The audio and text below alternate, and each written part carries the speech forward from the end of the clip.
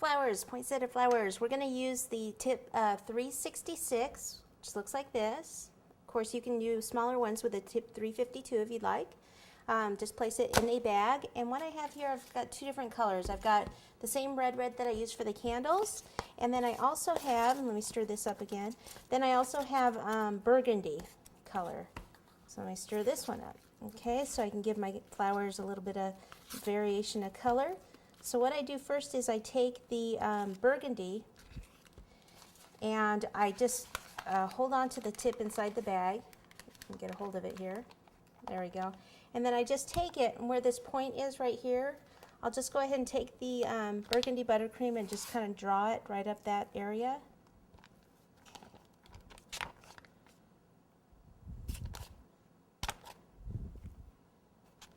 Just like that. And then I'm going to fill the rest of the bag with the red buttercream. Okay, notice I don't really care if I've got the burgundy on here. I'm just going to stir this in, because by the time I do a whole bunch of flowers, it's going to be pretty well blended. I want them all to be a little bit different. Anyway, okay, so fill that.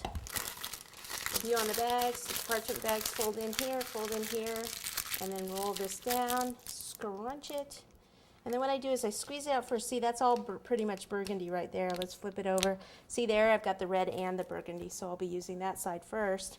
And when I make the flowers, I usually flip kind of back and forth to see what the color looks like on either side of the tip as I'm piping. Okay, a lot of times you use a flower nail to pipe on. These flowers are just going to be, they're going to be a little bit bigger. And so I'm taking foil, and I need something to resemble like a lily nail. Lily nail goes in at the base, you know, it's cupped. So I just want to take, this is just a container that I had my plunger cutters in, but you could use a glass. And just take some foil and just push it in slightly, and then roll the foil over the edge like so.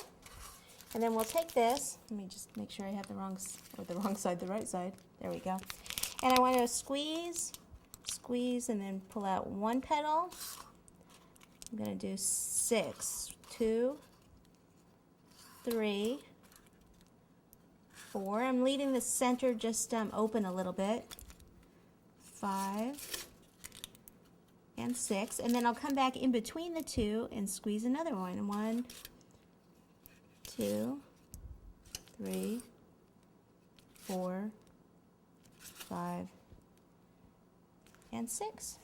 Okay, then I can actually pop this out. What I do is I pop these in the freezer. So I'll just place it in the freezer like this, do a whole bunch of them, and then we'll come back and show you how to put it on the cake and do the centers.